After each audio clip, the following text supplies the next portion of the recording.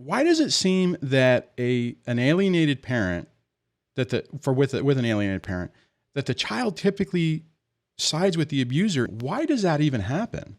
Right. So, and that is again counterintuitive. We would think, as logical beings, that a child would have a preference for the more loving, kind, safe, nurturing parent. But that's actually not true. And so that's one of the things that makes it so hard for the legal and mental health professional to do the right thing. If they're starting from the premise, well, kids don't reject a parent for no reason. If they refuse to spend time with mom or dad, whoever the targeted parent is, that parent must have done something. And if the kids are worshiping, enthralled to this other parent, that parent must be doing a lot right. And that's actually not true in alienation cases. There are some situations where kids do actually reject an abusive parent, but it's not that common. And in fact, it's so uncommon that I wrote a book about it called Bonded to the Abuser. And I looked at all of the different threads of research and clinical observation that supports the idea that when kids are abused by a parent, they actually cling to that parent. They actually are desperate to have that parent's approval. And there's many threads of research, like going back all the way to research that's done with primates, monkey research back from the 1950s and 60s, where this researcher named Harry Harlow created these mechanical mothers to raise these little babies, these little baby monkeys. He separated them from their real mothers and put them with these mechanical mothers who he then could turn into what he called monster mothers, who did horrific things to these little baby monkeys. Nobody gets to do this kind of research anymore because it's so cruel.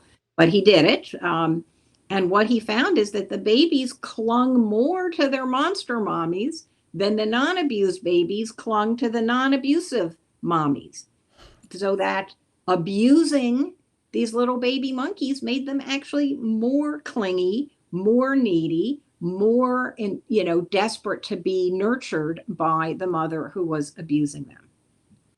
There's some alienators who are sort of power hungry, and they do it from a place of just wanting to have total control over the child. There are some who are very vulnerable and fragile and can't tolerate being alone, and they just need that child with them because they don't have enough of like a life, an adult life outside of being a parent. Their whole identity is wrapped up in being a parent.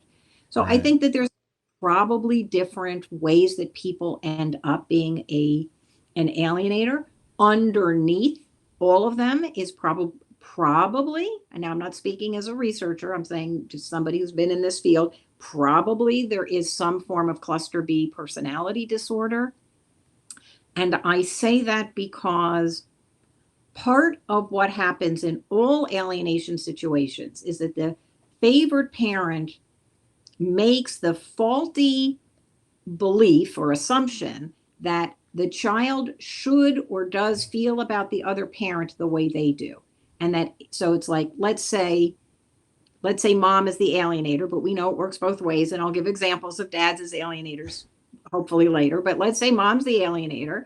The marriage ends. She devalues the guy, the ex-husband. He's no good. He's stupid, bad, whatever.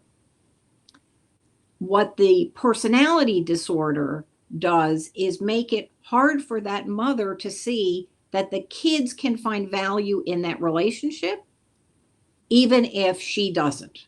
So it's, I hate my ex-husband. He's a jerk. Everybody thinks he's a jerk. My kids are better off without him. So it's the inability to see that other people have a separate experience.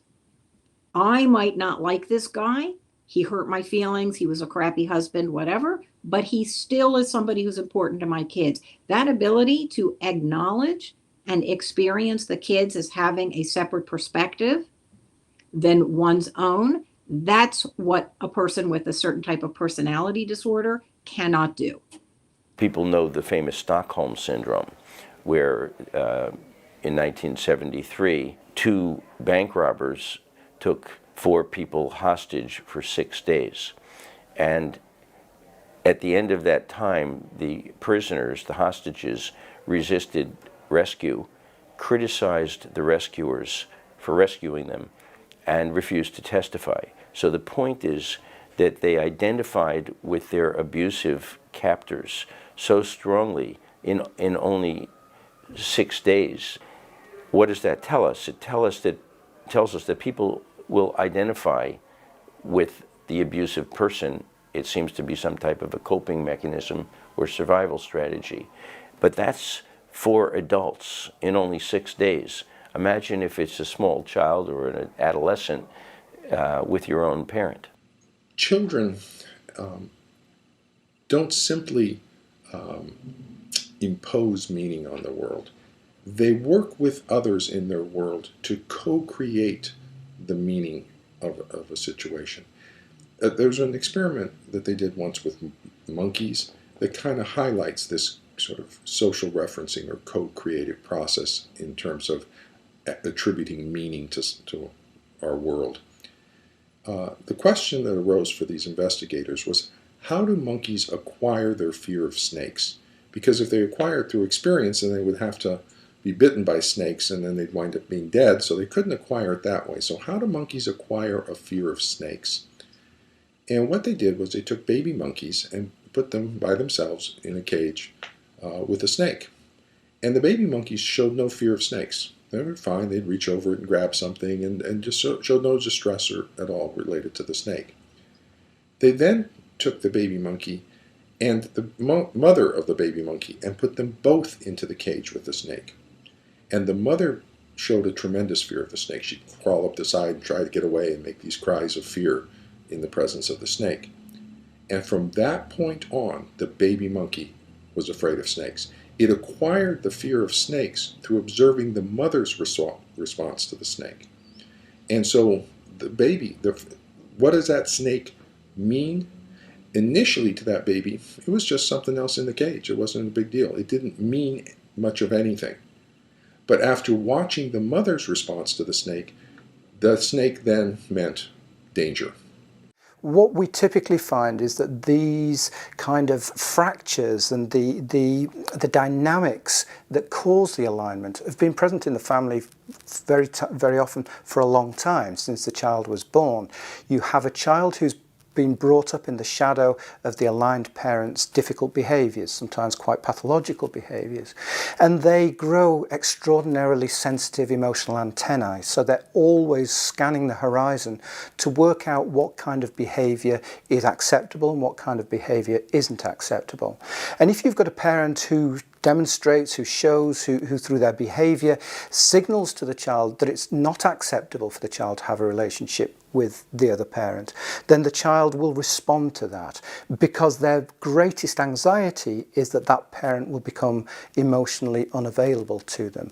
They will be ostracised by that parent. And the parent in those circumstances has got the power over the child, and through that the power over the other parent.